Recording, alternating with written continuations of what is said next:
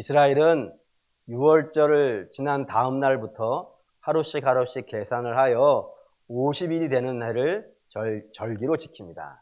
그 절기가 오늘 여러분과 함께 읽은 성경에 등장하는 77절이라 불리기도 하고 또 오순절이라도 불리기도 하는 그런 절기입니다. 그래서 이 절기는 워낙 유명해서 이스라엘의 3대 절기가 있거든요. 6월절, 초막절과 더불어서 이스라엘 3대 절기로 지키는 굉장히 중요한 절기입니다. 근데 이 절기가, 오순절이라는 절기가 유대인에게만, 유대교회만 중요한 것이냐라고 물으신다면 그렇지 않습니다. 오늘 신약의 교회에서도 이 절기는 굉장히 중요한데 뭘로 이 중요성을 우리가 인식하고 있냐면 성령 강림절이 오순절이 된다 이겁니다. 성령 강림절이 교회에 그렇게 중요한 이유는 무엇이냐면은 성령 강림으로 말미암아서 교회가 시작된 거예요.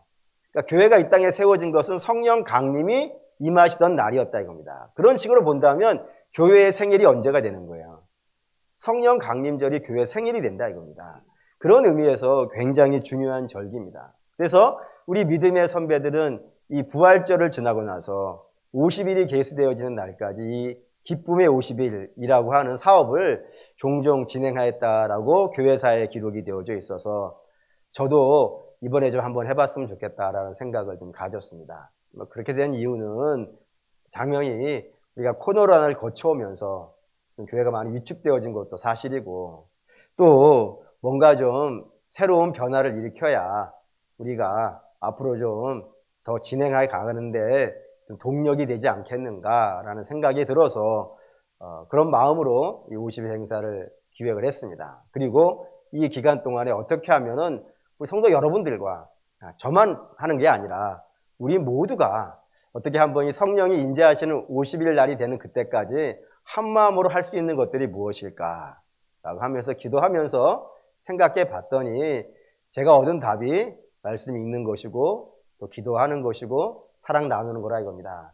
근데 이 세 가지는 우리가 교회가 늘 하는 거잖아요. 늘 하는 것인데 그럼에도 불구하고 이때 이걸 해야겠다라고 생각한 이유는 오순절 성령 강림 사건하고 이 세 가지 말씀 읽는 것과 기도하는 것과 사랑 나누는 것이 굉장히 밀접한 연관이 있기 때문에 밀접한 연관이 있을 때 힘을 받아서 하면은 더 큰 역사가 있을 것이라는 그런 소망이 생겼어요.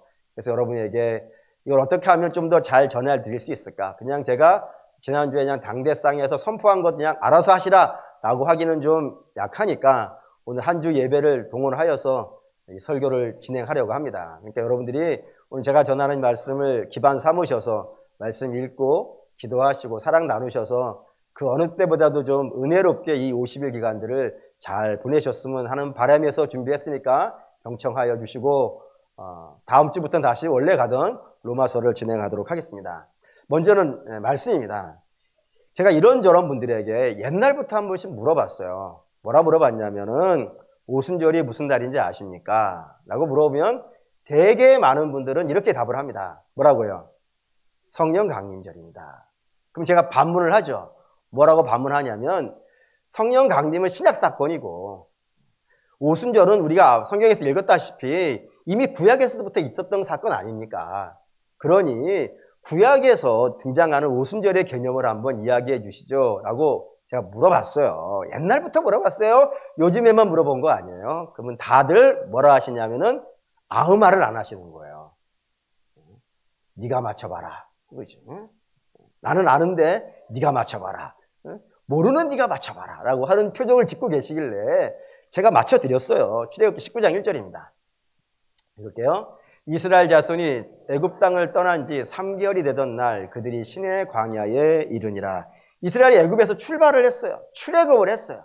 출애굽을 해가지고 3개월을 지나고 나서 시내산에 도착했다라는 것인데요. 이 3개월을 우리는 언뜻 생각하면 한 달이 30일이니까 3개월이면 90일 뭐 그 언저리가 되지 않겠는가라고 생각을 한다 이겁니다. 그런데 그렇지 않습니다. 이 애굽에서 출발한 때가 애굽에서 이스라엘이 나오는 때를 기념해서 세워진 절기가 6월절이거든요. 그 6월절이 언제 있냐면 3월 중순에 있어요. 그러니까 3월 나머지 중순이니까 3월 15일 정도 6월절을 지내요. 그러면 그 뒤에 보름 있으니까 주수로 따지면 2주가 되겠죠. 그리고 4월 달은 총 주수가 4주가 있어요. 그리고 5월 달에 한 주 해가지고 7주예요. 그러니까 3개월이라는 것은 90일을 말하는 게 아니라 7주 50일을 말하는 거예요. 그 7주 동안에 이스라엘이 출애굽을 해가지고 광야를 지나서 시내산에 도착한 것을 기념하는 절기가 오순절이라 이겁니다. 그럼 이제 우리는 이런 질문을 할 수가 있어요. 저 시내산에 도착한 것이 무슨 대단한 사건이라고 그거를 기념하여서 절기를 만들었고 그 절기를 이스라엘이 3대 절기로 6월절과 초막절은 대부분 아시잖아요. 6월절은 이스라엘이 출애굽을 하기 위해서 양 잡은 날이에요. 그리고 초막절은 1년에 감사를 하는 추수감사절이라고요. 그러니까 어마어마한 절기에 이 시내산 도착한 곳이 뭐 대단한 절기라고 거기다가 3대 절기 하나로 묶어놨습니까? 라고 하실 텐데 이것 때문에 그렇습니다. 출애굽기 19장 5절에서 6절입니다. 1절.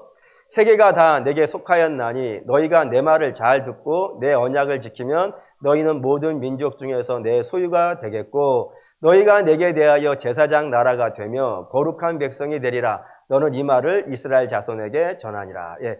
이 시내산에서 어떤 일이 벌어지냐면 하나님과 이스라엘이 계약을 맺고 있는 거예요. 계약을. 그래서 계약 조건은 이겁니다. 단 하나였어요. 너희가 내 말을 잘 들으면이에요. 이 조건을 너희가 잘 따르면은 나는 너희의 하나님이 되고 나는 너희의 하나님이 되고 너희는 나의 백성이 되리라 라고 하는 그 계약을 하나님이 제시를 한 거예요. 그때 이스라엘이 그 제시받은 계약 조건에 대해서 뭐라고 했을까요? 아멘 한 거예요. 도장 찍은 거예요. 그러니까 오순절은 어떤 절기냐면 하나님과 이스라엘이 하나님이 계약을 제시했고 이스라엘이 그렇게 하겠다고 도장 찍은 그런 날이라 이겁니다. 그 날인데 하나님께 약속한 날인데 그 약속을 이스라엘이 잘 지켰을까요? 못 지켰을까요? 보시죠. 예레미야 31장 31절부터 보겠습니다. 여호와의 말씀이니라. 보라 날이 이르리니 내가 이스라엘 집과 유다 집에 새 언약을 맺으리라. 이 언약은 내가 그들의 조상들의 손을 잡고 애굽 땅에서 인도하여 내던 날에 맺은 것과 같지 아니할 것은 내가 그들의 남편이 되었어도 그들은 내 언약을 깨트렸음이라. 여호와의 말씀이니라. 그러나 그날을 위해 내가 이스라엘 집과 맺을 언약은 이러하니 곧 내가 나의 법을 그들의 속에 두며 그들의 마음에 기록하여 나는 그들의 하나님이 되고 그들은 내 백성이 될 것이라. 여호와의 말씀이니라. 그들이 다시는 각기 이웃과 형제를 가리켜 이르기를 너는 여호와를 알라 하지 아니하리니 이는 작은 자로부터 큰 자까지 다 나를 알기 때문이라. 내가 그들의 악행을 사하고 다시는 그 죄를 기억하지 아니하리라. 여호와의 말씀이니라. 주께서 예레미야를 통해 이렇게 말씀하시는 거예요. 내가 너희 조상들을 애굽에서 데리고 나왔다. 근데 어떻게 데리고 나왔냐면은 저들이 자발적으로 나온 게 아니야. 내가 손잡고 나와서 손잡고 끌고 나온 거야. 끌고 나와가지고 이 시내산에서 계약을 맺었어. 돌판에다가 글을 써가지고 계약을 맺었는데 그 계약을 이스라엘이 어떻게 하더라고요? 깨버리더라 이거예요. 남편으로서 맺어진 계약도 깨버리더라고요. 그럼 여러분 그 계약을 왜 깼을까요, 여러분? 그 하나님이 하자고 하신 그 약속이 계약 조건이 어려워서 그럴까요? 그렇지 않습니다. 하나님의 계약 조건은 구약에서도 그렇고 신약에서도 똑같아요. 똑같아요. 달라지지 않았어요. 똑같은데 뭐였냐면 전부 다 하나님 말씀에 순종하면이에요. 구약에도 하나님 말씀에 순종하면이고 신약에도 하나님 말씀에 순종함이라고 하는 동일한 계약 조건을 제시했는데 구약 백성들은 그걸 못 지키더라고 합니다. 왜 그럴까요? 저들이 죄인이기 때문에 그렇다 이거예요. 그 죄를 해결하지 않고서는 돌판에다가 글 쓰는 거 가지고는 이스라엘 백성은 내가 어떠한 제시를 한다 하더라도 그거를 지켜낼 힘이 없더라 이겁니다. 그래서 하나님이 새로운 계약을 맺을 텐데 그때의 계약은 돌판에다가 밖에다가 쓰는 계약이 아니라 어디다 쓰시겠다고요? 마음에다가. 그 심령을 바꿔버리겠다고요. 어떻게 심령이 바뀌어지냐면 죄사함 받아야 돼요. 물과 성령으로 거듭나야 돼요. 그러면 비로소 저들은 하나님 말씀을 따라 순종하며 살아가게 되어지는데 그 모습 한번 보시죠. 사도행전 1장 8절 읽겠습니다. 오직 성령이 너희에게 임하시면 너희가 권능을 받고 예루살렘과 온 유대와 사마리아와 땅끝까지 이르러 내 증인이 되리라 라고요. 요 말씀을 언제 하셨냐가 중요해요. 언제 하셨냐면은 주께서 십자가에 달려 죽기 전후. 응? 사도행전이라는 책이 갑자기 굉장히 당황스러워지고 사도행전이라는 책은 사복음서가 끝나고 다음에 나오는 책이에요. 그 말인즉슨 주께서 십자가에 달려 죽으시고 그리고 사흘 만에 부활하시고 그리고 승천하기에 앞서서 하신 말씀이에요. 그러니까 죄사함이 이루어졌어요. 예수 그리스도의 피로 죄사함이 이루어지고 그 백성들에게 이제 너희에게 성령이 임할 거라고요. 그 성령이 임하면 너희가 어떻게 될 거라고요? 권능을 입을 거라고. 그 권능이 히브리어 헬라어로 디나미스예요. 디나미스라는 말은 여러분들이 모르시겠지만 제가 영어로 바꾸면 알 수 있어요. 영어로 뭐라 그러냐면 다이나마이트예요. 산을 뚫어버리는 힘이 생겨요. 죄사함 받고 예수의 보혈로 죄사함 받고 성령을 입은 자들은 저들의 삶에 놀라운 능력이 생겨요. 그 능력으로 말미암아 저들은 땅끝까지 가서 뭐 할 수 있다고요? 증인될 수 있다고요. 증인된다는 건 두 가지 내용을 담고 있어요. 하나는 내 입으로 예수를 선포하는 것, 당연히 증인되는 겁니다. 근데 말로만이 아니라 그들의 삶도 달라져요. 산재물이 되어져요. 이 세대를 본받지 않고 하나님의 마음을 분별하여서 그 말씀대로 살아갈 수 있는 힘이 성령으로 말미암아 생긴다 이겁니다. 그러니 그렇게 진행한다 이거예요. 그래서 여러분 오순절이라는 절기는 구약이나 신약이나 똑같은 개념을 갖고 시작해요. 그게 뭐냐면 하나님의 말씀을 받는 날이에요. 하나님의 말씀을 받고 그 말씀에 순종하겠다고 결단하는 날이 이 오순절이 된다 이겁니다. 그렇기 때문에 이때에 우리가 성경을 읽어야 되지 않겠냐 이거예요. 여러분 교회사 다 뒤져보면은 교회의 역사가 교회가 굉장히 힘이 있었을 때는 사람 많이서 아니에요. 교회 재정이 넘쳐서도 아니에요. 교회가 정말로 힘이 있었을 때에는 주의 백성들이 하나님의 말씀을 사모하고 그 말씀 읽는 걸 즐거워하고 그 말씀대로 사는 것을 기뻐하고 그 말씀대로 헌신하는 것을 즐거웠던 그런 시절이라 이겁니다. 한번 보죠. 마태복음 28장 20절입니다. 읽죠. 내가 너희에게 분부한 모든 것을 가르쳐 지키게 하라. 볼지어다 내가 세상 끝날까지 너희가 항상 함께 있으리라 하시니라. 주께서 승천하시기 전에 하신 말씀 중에 하나가 이 말씀입니다. 뭐라 했냐면 내가 너희에게 분부한 모든 것을 어떻게 하라고요? 가르쳐 지키게 하라고요. 어디 가서? 땅 끝에 가서. 땅 끝이 어디예요? 주를 모르는 곳 아니에요. 주를 부인하는 곳 아니에요. 거기에 가서 주의를 증거하고 주를 믿는 자의 삶을 살라라는 것을 가지고 이들이 출발합니다. 보시죠. 사도행전 2장 42절 읽겠습니다. 그들이 사도의 가르침을 받아 서로 교제하고 떡을 떼며 오로지 기도하기를 힘쓰니라. 교회가 시작되는 장면이에요. 그 교회가 시작될 때 어떻게 시작됐냐면 사도의 가르침. 저 사도의 가르침이 뭐예요? 주가 하라고 했던 주께서 내가 너희에게 가르쳐 지키게 한 모든 것이라고요. 그것을 가르쳐 지키게 하는 것으로 말미암아 교회가 시작이 되어졌다 이겁니다. 뿐이 아니라 초대교회에 보면은 장작교회 역사가 있어요. 장작교회. 장작교회가 그러니까 맨 처음에 장작교회는 예루살렘 교회. 예루살렘에서 시작했으니까 예루살렘 교회가 장작교회지만 이 교회가 세계교회로 퍼져가면서 장작교회가 바뀌어요. 그래서 세계교회로 출발할 때 맨 처음 장작교회가 안디옥 교회고 그 다음 교회가 에베소 교회고 그 다음 교회가 로마 교회예요. 이게 옮겨간다고요. 근데 이게 옮겨가는 게 어떠한 원칙에 따라서 옮겨갔을 것 같으세요? 이게 사도 바울의 루트예요. 사도 바울이 맨 처음에 출발한 곳이요. 안디옥이에요. 안디옥 교회 1호 선교사 파송된 사람이 바울이에요. 그리고 그 바울이 복음을 전하다가 어디에 도착하냐면 에베소에 도착해요. 그래서 에베소 교회가 세워졌을 때 사도 바울이 거기서 3년, 사도 바울 역사에서 가장 오랫동안 거기서 복음을 전해요. 그러니 얼마나 그 교회가 복음으로 충만하겠어요. 그리고 그 사도 바울이 에베소에서 출발해가지고 결국엔 어디에서 죽어요? 로마에서 죽어요. 그러니까 복음이 가는 지역이에요. 복음이 옮겨가는 지역이 장작교회가 되어지더라고요. 그러면 이 시대도 마찬가지지 않겠습니까? 어느 교회가 장작교회예요? 하나님의 말씀이 충만한 교회예요. 여러분, 그 교인이 얼마나 모였냐가 중요한 게 아니라니까요.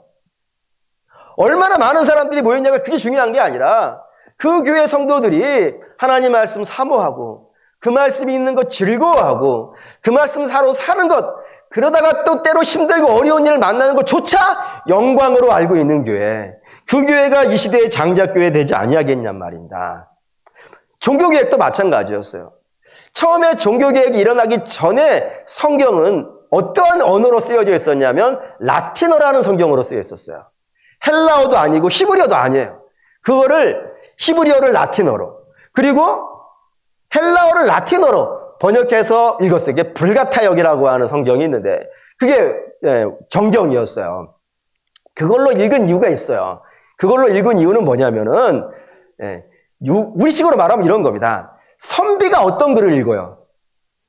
선비는 언문을 읽어요? 아니면은 한문을 읽어요? 선비는 한글 읽는 거를 우습게 알았어요. 왜 어떻게 이렇게 오랑캐 글을 읽냐고. 옛날 선비들이 그랬다니까요. 세종대왕에게 상소를 쓰면서 어떻게 오랑캐 글을 읽느냐고. 우리 한문을 읽어요. 선비의 자존심이 한문이에요. 그거와 마찬가지로 중세시대에 지식이 있는 사람들의 자존심은요, 라틴어였어요. 그게 선비 언어였어요. 그래서 그거를 읽으니까 일반 대중들은 읽겠어요, 못 읽겠어요? 물론 저 같은 사람은 있지. 확인하려고 하지 마세요. 옵사에 한번 읽어보세요. 이거 하지 마시고. 몇몇 사람들은 읽었어요. 몇몇 사람들이 누구냐? 선비들이었어요. 신부들. 그들만 읽고 일반 대중들은 못 읽었어요. 일반 대중들은 하나님 말씀을 어떻게 하냐면은 신부들이 알려주는 것만 아는 거예요. 그래서 신부들이 무슨 말을 해도 믿는 거예요. 성경에 그게 있겠지? 근데 그게 사기를 치기 시작한 거예요. 면죄부를 팔고 십자군 전쟁을 일으키고 그걸 다 성경으로 했다니까요. 그래서 이 열받은 사람들이 생긴 거예요. 도대체 성경에 어디에 그런 게 있느냐. 그래서 열받은 사람이 종교개혁자들이죠. 그래서 종교개혁을 뭘로 했냐면은 성경을 번역을 했어요. 누구의 언어로? 일반 대중의 언어로. 그래서 일반 대중의 언어 가장 먼저 번역된 것이 독일어였어요. 루터가 번역을 열심히 해가지고 활자로 찍어가지고 막 배포하기 시작한 거예요. 여러분 보십시오. 성경에 어디 그런 얘기가 있습니까? 여러분도 눈 있으니까, 여러분도 우리말이니까 알잖아요. 여러분들 읽어보시고 여러분들의 믿음을 사십시오 라고 외쳤단 말입니다. 그래서 솔라 피데 뭐 이런 말이 있어요. 오직 믿음으로, 오직 은혜로, 오직 성경으로. 오직 성경으로 하자, 이거 성경으로. 그래서 막 일반 대중 읽어보니까 이게 완전 사기였던 거예요. 그러면서 종교개혁이 일어났다 이겁니다. 지금도 마찬가지라고 생각해요. 성도들이 성경을 읽을 때 단지 선포되어지고 전해지는 말씀만 의지하는 것이 아니라 여러분 한 분 한 분이 여러분에게 주어진 이 성경 하나가 오기 위해서 얼마나 많은 죽음이 있었고 얼마나 많은 피가 흘렸었는데요. 그 귀한 성경을 여러분들이 이렇게 받았으니까 그 성경을 읽고 묵상하고 그 말씀대로 살아갈 때 우리의 삶에 총체적인 변화와 역사가 나타날 줄 믿습니다. 우리 교회, 조국교회 초대교회도 그랬어요. 우리 초대교회는 세계 역사에 있는 세계교회하고는 좀 다른 부분이 있습니다. 어떻게 다르냐면 세계의 모든 교회들은 거의 시작할 때 선교사가 들어와서 했어요. 선교사가 들어와서 성경을 나눠줬어요. 근데 우리 조국교회는 선교사가 먼저 들어온 게 아니라 성경부터 들어왔어요. 성경부터. 언제 공식적으로 제일 처음 들어온 거로 되어 있냐면 삼전도의 구역이라는 거 들어보셨습니까? 인조왕이 청나라 오랑캐한테 전쟁에서 남한산성에서 지고 그 앞에 나와서 머리를 3번 땅에 찍으면서 이마에 피를 흘리면서 구력을 지었다. 삼전도의 구력인데 그때에 그 인조왕의 아들 장자 세자가 청나라 심양으로 볼모살이를 가요. 그게 이제 소현세자입니다. 그 소현세자가 중국의 심양에서 아담 샬이라고 불리는 독일인 신부를 만나요. 그와 굉장히 친하게 지나면서 그를 통해서 성경을 받았어요. 그리고 그 성경을 갖고 그가 맨 처음 들어온 걸로 되어 있다 이겁니다. 그래서 저는 그 소현세자가 일찍 죽지 아니하고 뭐 독살됐다는 얘기가 있는데 독살되지 아니하고 조선의 왕이 되었다면 조선의 역사가 바뀔 수도 있었을 텐데 뭐 그런 안타까움이 있지만 어쨌든 그렇게 소현세자가 성경을 갖고 든 것이 되어 있고 일반 대중도 마찬가지입니다. 성경을 갖고 들어온 사람이 홍삼 장수들이었어요. 청나라가 워낙 홍삼을 좋아하니까 홍삼을 팔러 갔다 거기서 성경을 알고 은혜를 받아서 성경을 갖고 들어온 거예요. 갖고 들어와가지고 그때는 뭐 다 손으로 인쇄소가 없으니까 다 손으로 써 손으로. 그러니까 이걸 다 쓸 수가 없으니까 쪽복음이라고 해가지고 마가복음만 썼어요. 제일 짧으니까. 그 마가복음을 써가지고 손으로 다 일일이 써가지고 성도들에게 막 나누어지면서 전도했어요. 이거 읽어보시라고. 이거 읽어보셔야 된다고. 이거 읽어봐야 된다고. 그렇게 외치면서 성경의 역사가 시작됐다 이겁니다. 그로 살아가는 믿음의 성도 여러분, 그게 영광스러운 거예요. 조국교회는. 그래서 그 성경이 막 배포되어지고 선교사가 들어오니까 성경이 다 있는 거에 막 돌아다니고 있고. 그래서 이제 부흥회를 하는데 뭐 요즘 부흥회, 요즘은 잘 하지도 않지만 뭐 최근에 부흥회는 뭐 부흥회하고 복받읍시다 뭐 이런 내용이었잖아요. 근데 처음에 부흥회는 그런 일반적인 부흥회가 아니라 사경회라고 불렀어요. 사경회. 성경을 공부한 거예요. 성경을. 왜 성경을 공부했냐면은 성경을 공부한 사람이 많지 않았어요. 지금도 우리가 뭐 중국이라든가 뭐 베트남 또는 뭐 캄보디아 이런 데 가면은 목사님들이 있어요. 거기에도. 현지인 목사님들이. 근데 그 현지인 목사님들에게는 약점이 하나가 있는데 그 약점이 뭐냐면 정규 교육을 배운 적이 없어요. 정규 신학교육을 배운 적이 없어요. 그냥 속성으로 그 선교사님들이 6개월 이렇게 가르쳐가지고 안수해가지고 목사를 하는 거예요. 그래서 다시 말씀이 약해요. 근데 그 여러 교회, 그런 조그마한 교회들이 있는데 그 여러 교회에 한국에서 선교사님 한 분이 가는 거예요. 그러면 그 동네 사람들이 다 어떻게 하는 거예요? 그 성경을 배우려 모이는 거예요. 우리 조국교회도 똑같았다고요. 성경을 제대로 배운 분이 외국 선교사밖에 없었어요. 그분들이 오면은 그 인근 지역에 있는 뭐 전주라면 전주에 있는 모든 성도들이 모여가지고 그때 외에는 성경을 배울 수 있는 날이 없는 거예요. 그 성경을 막 배웠어요. 너무 간절해가지고. 물론 우리 목사님이 우리를 위해 설교를 해주시지만 아쉬운 부분이 없잖아 있었는데 정규 신학교육을 배우신 분이 와가지고 성경을 가르쳐 주니까 너무 좋았던 거예요. 막 모여가지고 성경을 읽다가 은혜를 받아버렸네. 은혜를 받으면 반드시 뭐가 나타나요? 변화가 일어나요. 변화가 반드시 일어나요. 그래서 조국교회사 보면 이런 변화들 써 있습니다. 한 사람이 관공서에서 돈을 빌렸어요. 근데 그게 오래전이에요. 너무 오래돼가지고 기록에도 남지 않은 거예요. 근데 그분이 그 사경회에서 하나님 말씀의 은혜를 받았어요. 왜 도적질 하느냐? 은혜를 받아버렸어요. 그래서 관공서를 찾아간 겁니다. 찾아가서 내가 여기에 언제 돈을 빌렸는데 내가 지금 갚으러 왔다고. 미안하다고 갚으러 왔다고. 그러니까 이 관리들이 도대체 언제 그랬냐고 해서 장부를 뒤져보니까 장부에 없는 거예요. 없으니까 돌아가시라고. 장부에 없는데 뭔 돈을 갚는다고 그러냐고. 그러면 일반적으로 어떻게 해요? 여기서 본성이 나오는 거예요. 일반적으로 어떻게 하냐면 저로 할게. 저로. 고맙습니다. 어휴 감사합니다 하고 갈 텐데 그분은 아니라고. 난 무조건 갚아야 된다. 하나님이 알고 있고 내가 알고 있는데 난 갚아야 된다고 해가지고 그걸 갚더라. 이자까지 해가지고. 뿐이 아니라 도둑들이 회개하기 시작했고요. 술 주정뱅이들이 술을 끊기 시작했고 깡패가 깡패짓을 그치더라고요. 그 깡패 이야 중에 유명한 거 하나만 할게요. 조선시대 최고의 깡패라 그러면 김익두라는 깡패가 있었습니다. 이분이 얼마나 대단한 깡패인지 동네 아이들이 울고 있을 때 나 호랑이가 물어간다. 그럼 애가 울음이 안 그쳐요. 그럼 그 아이를 울음 그치게 하는 방법이 하나가 있는 거예요. 그게 뭐예요? 꽃감. 모르시나? 꽃감을 주면 호랑이보다 더 무서운 게 꽃감이란 말이에요. 근데 이 아이는 꽃감을 보고도 울어요. 그 아이에게 쓰는 마지막 키워드가 김익두가 온다예요. 그럼 아이가 울음을 그쳤다. 얼마나 센 깡패인지 아시겠죠? 근데 그분이 은혜를 받았어요. 하나님 말씀에 은혜를 받았어요. 그리고 전도하는 사람이 된 거예요. 근데 전도하러 막 돌아다니는데 상가에서 구정물을 지금이야 하수구 있으니까 하수구에 묻지만 옛날에 하수구가 없으니까 다 어디다 뿌렸어요? 옛날 분들이 많으시네? 길거리다 뿌려서 말이에요. 훅 뿌렸는데 기믹도가 다 뒤집어 쓴 거예요. 그러니까 이분이 저 깡패 기믹도 아니야.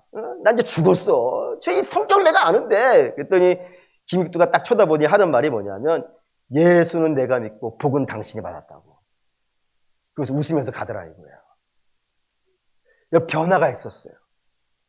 초대교회, 우리 조국교회 하나님 말씀 부지런히 읽으면서 은혜를 받아가지고 저들의 삶에 변화가 나타난 거예요. 그 변화를 눈으로 목도하는 거예요. 안 믿는 자들이. 도대체 뭐가 저 기믹도를 바꿔놨는가? 뭐가 저 도둑을 그 돈을 갚겠다고 저렇게 와가지고 아예 갚겠다고 비는가? 도대체 뭐가 그랬는가? 그런 관심이 교회로 사람들을 모았다 이겁니다. 하나님의 말씀이 조선사에게 끼친 역사는 어마어마한 거라고 되어 있다 이겁니다. 그걸 사랑하는 믿음의 성도들은 바라고 원하는데 오순절은 하나님 말씀 받는 절이에요. 하나님 말씀 읽는 절이에요. 그럼 이참에 읽으시죠. 이참에 주의 말씀 읽으시죠. 하나님은 지금도 당신의 백성과 하나님 말씀으로 언약 맺기 원하세요. 구약의 백성들은 죄에 묶여있는 자들이라 그걸 할 수 없지만 십자가에서 죄사함 받고 성령의 은혜를 받은 자들은 반드시 하나님 말씀을 따라 살고 그 삶에 역사가 있어요. 그러니 그런 소망을 갖고 하나님 말씀 읽고 은혜 받으시고 살아 놀라운 역사 만나시는 여러분 되시기를 주의 이름으로 축원합니다. 두 번째는 기도라고 되어 있어요. 오순절하면 당연히 가장 먼저 떠오르는 건 성령 강림이고 성령 강림 사건이 일어나게 된 결정적인 원인은 주의 말씀에 있었어요. 주께서 최후의 만찬 때에도 성령 이야기를 하셨고 그리고 부활하시고 승천하시기 전에도 너희는 딴 데 가지 말고 예루살렘에 머물러 있으면서 뭐 하라고요? 성령을 기다리라 했다 이겁니다. 그래서 제자들은 그의 말씀 따라서 성령을 기다리는데 어떻게 기다렸냐 이거예요. 뭐 손가락 빨면서 기다리지 않았다 이겁니다. 어떻게 기다렸냐? 이렇게 기다렸어요. 사도행전 1장 12절에서 14절 읽겠습니다. 제자들이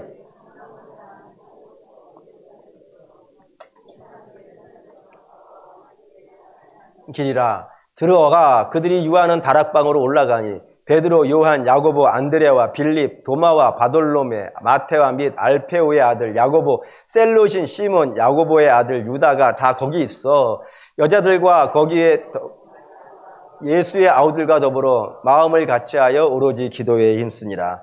성령이 임하기 직전의 상황을 설명할 때 뭐라고 했냐면 기도에 힘쓰더라. 얼만큼 기도에 힘쓰더라. 오로지 기도에 힘쓰더라 라고 되어 있어요. 그러니까 성령의 역사는 반드시 거의 대부분이 다 기도하고 붙어가요. 한번 확인하죠. 4장 13절, 4장 31절 읽겠습니다. 빌기를 다음에 모인 곳이 진동하더니 무리가 다 성령이 충만하여 담대히 하나님 말씀을 전하니라. 제자들이 또 교회가 예수님 당시 죽고 나서 부활하시고 나서 당국의 공격을 받았어요. 당국의 심각한 공격을 받았어요.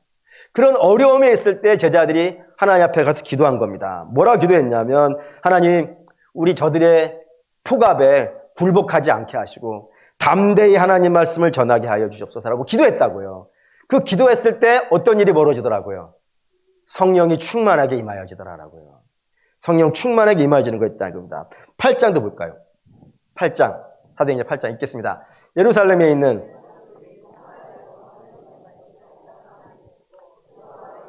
그다음에 그들이 내려가서 그들을 위하여 성령 받기를 기도하니 이는 아직 한 사람에게도 성령이 내리신 일이 없고 오직 주 예수의 이름으로 세례만 받았을 뿐이더라. 이에 두 사도가 그들에게 안수함에 성령이 받는지라 라고 되어 있습니다. 이 사마리아입니다. 사마리아는 유대인들이 천하다고 더럽다고 지나다니지도 않던 길이잖아요. 그곳에 주의 말씀이 전해졌어요. 그런데 아직 성령을 임하지 않았다고 되어 있단 말입니다. 그래서 예루살렘 교회에서 베드로와 요한이 찾아간 겁니다. 찾아가서 저들을 위해서 뭐 했다고요? 기도했다고. 기도했더니 저들에게 성령이 임하였다라고 되어 있다 이겁니다. 그러니까 반드시 성령의 역사는 기도와 연결이 되어져 있어요. 그럼 우리 기도해야겠죠. 근데 기도할 때 어떻게 해야 되느냐? 성경 우리의 두 가지를 분명히 알려줍니다. 두 가지. 첫 번째가 사도행전 2장 37절입니다. 읽을게요.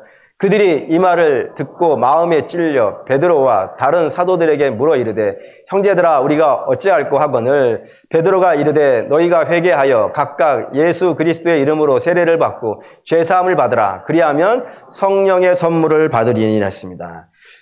성령을 받기 위해서 그 앞에 전제로 깔려져 있는 게 죄사함이에요. 그러니까 죄사함이 있어야 다음에 성령이 임해요. 근데 죄사함이 있기 위해서 그 앞에 뭘 하라고요? 회개하라고. 회개하라. 그러면 주께서 너희에게 죄 사해 줄 것이고 그리하면 성령을 선물로 주신다라고 되어져 있다 이겁니다. 그래서 반드시 성령 받기를 원하는 분들은 죄사함, 회개 기도가 있어야 돼요. 근데 그 회개 기도를 그냥 상투적으로 그렇게 하지 말자 이겁니다. 우리가 예배 전에 고백의 기도해요. 회개 기도해요. 그거 그냥 쭉 읽는 게 무슨 회개가 되겠냐라고 생각되시겠지만 그거는 여러분 연습이에요. 이런 걸 갖고 우리가 회개하는 거예요. 이런 게 우리의 문제예요. 라는 거를 모델로 보여주는 거예요.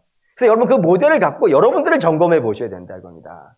그래서 회개하셔야 돼요. 그래서 죄에 대한 깊은 각성과 깨달음이 필요해요.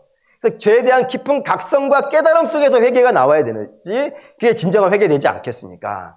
그러면 진정한 각성과 깨달음이 있으려면 죄를 하나님께 구하십시오. 하나님, 뭐가 하나님 보시기에 더러운 것입니까? 뭐가 하나님 보시기에 악한 것이고 뭐가 하나님 보시기에 더 안 좋은 것입니까? 주님 보시기에 안 좋은 것입니까? 저로 하여금 알게 하여 주시고 그리고 주께서 그러면 분명히 알려주실 줄 믿습니다.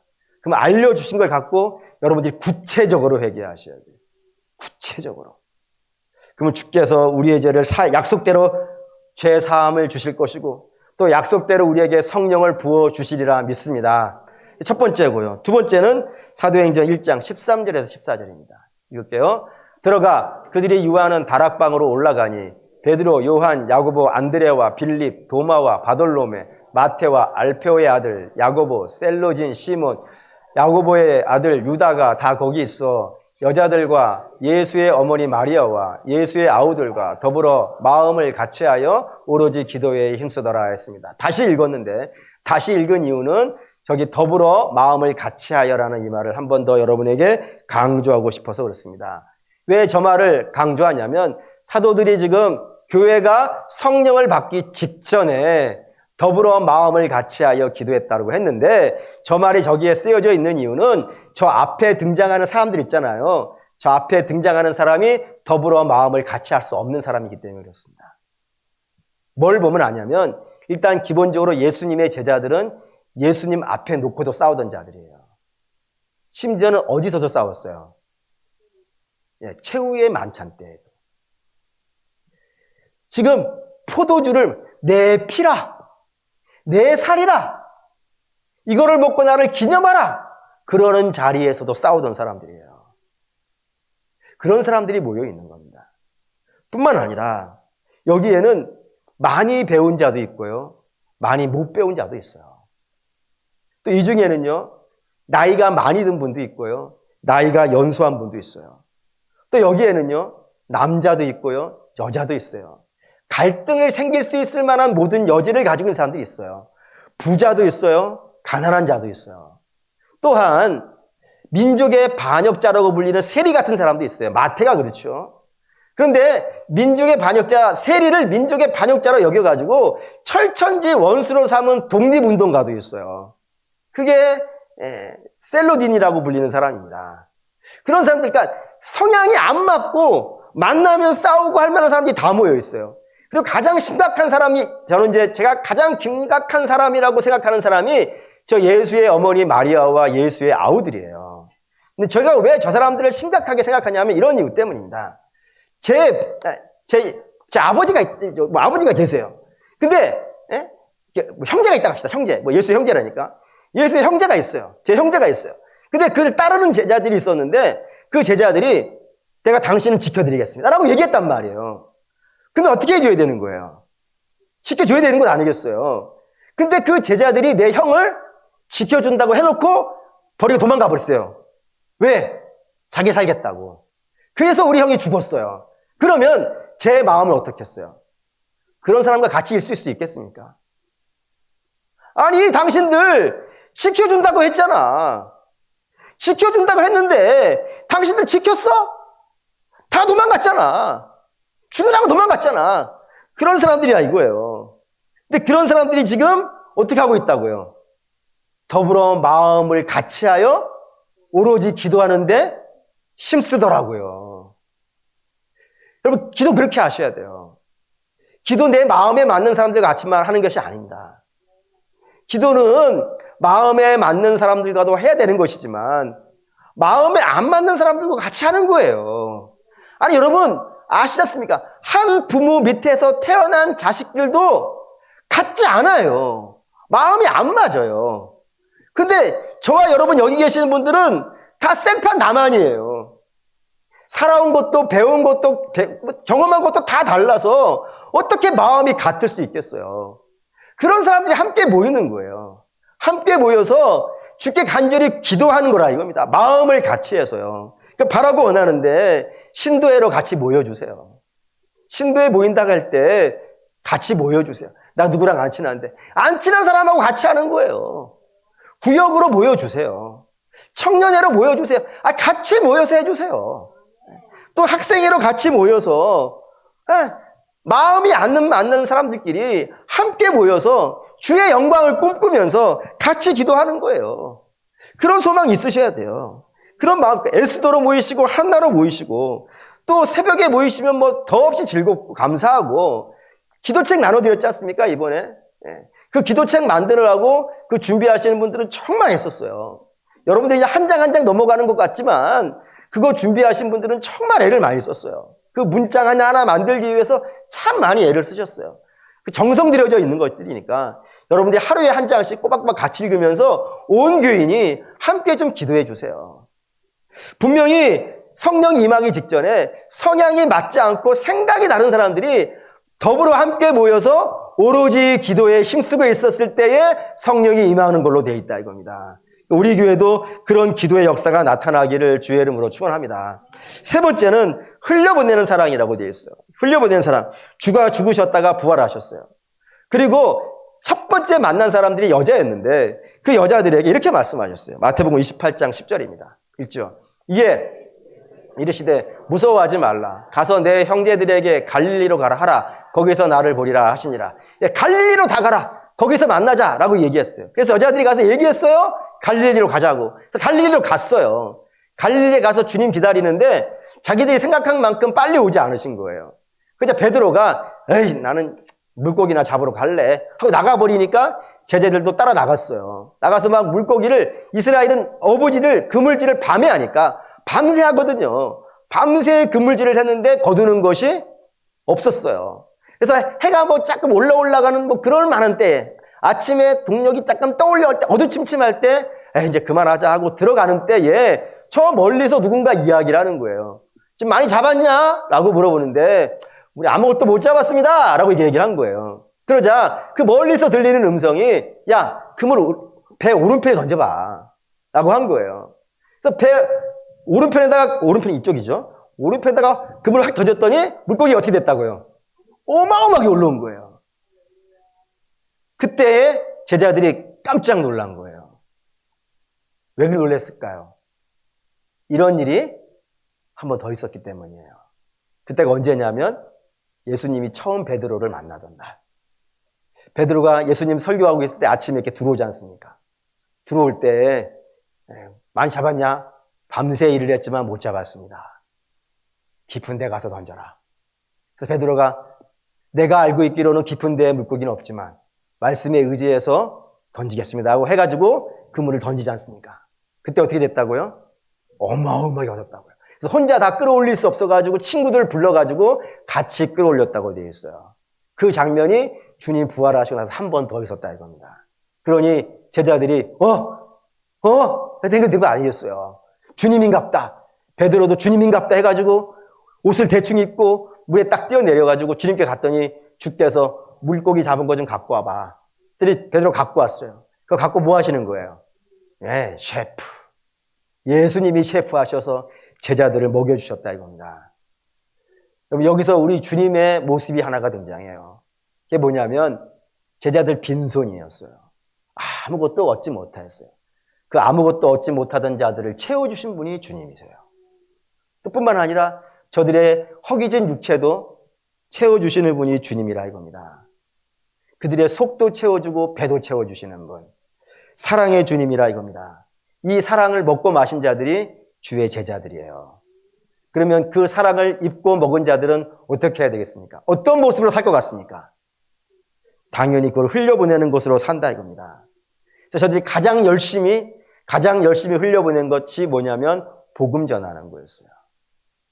복음 전하는 거에 굉장히 열심을 했어요.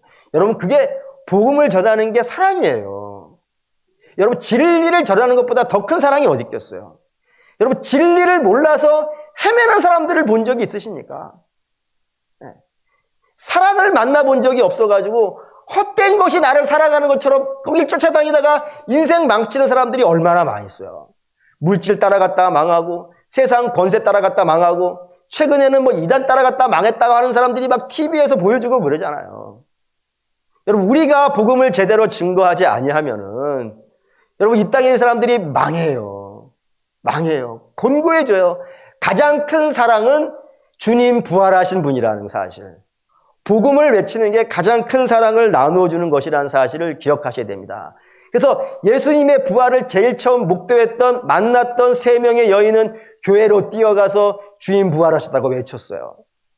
엠마오로 가던, 그래서 주님 죽으시자 실망해서 다시 옛날로 돌아가던 자를 주님이 만나셨어요.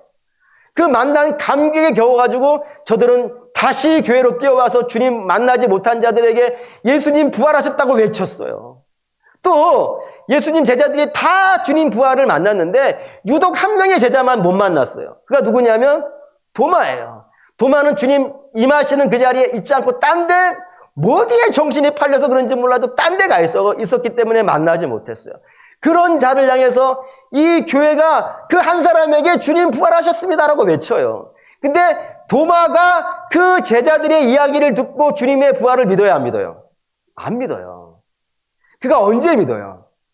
주께서 친히 나타나셔서 구멍 난 손 보게 하시고 구멍 뚫린 옆구리 손 넣어보게 하신 다음에 믿잖아요. 그러니까 여러분, 믿고 안 믿고는 우리가 결정할 수 있는 게 아니에요.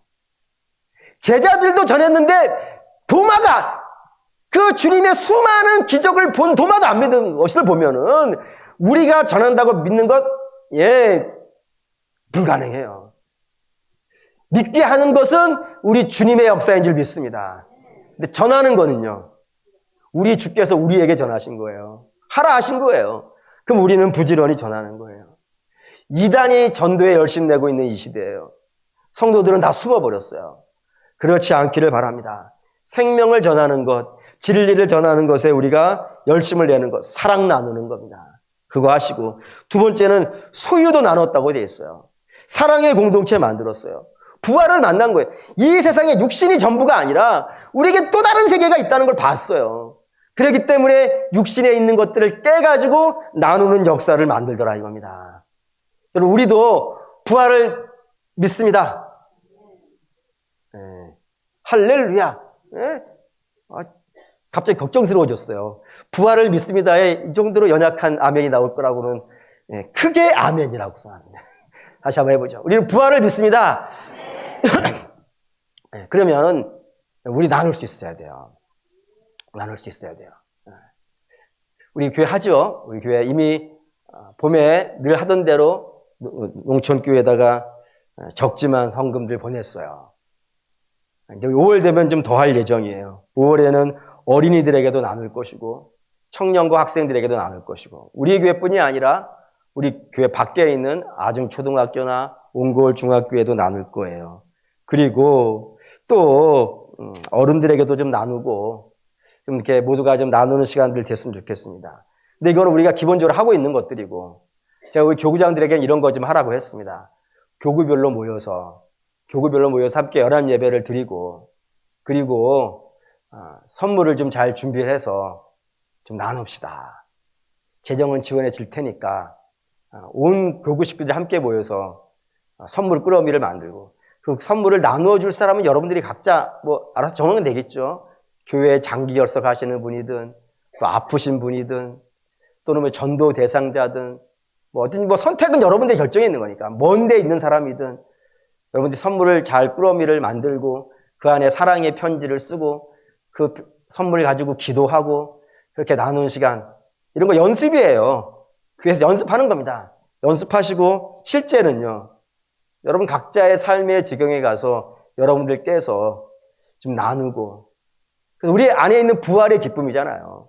이 부활의 기쁨을 혼자만 갖고 있는 게 아니라 입으로는 증거하고 삶으로는 나누어주고 그게 사랑의 공동체 아니겠습니까? 그런 거 하는 것이 이 오순절 기간이라 이겁니다.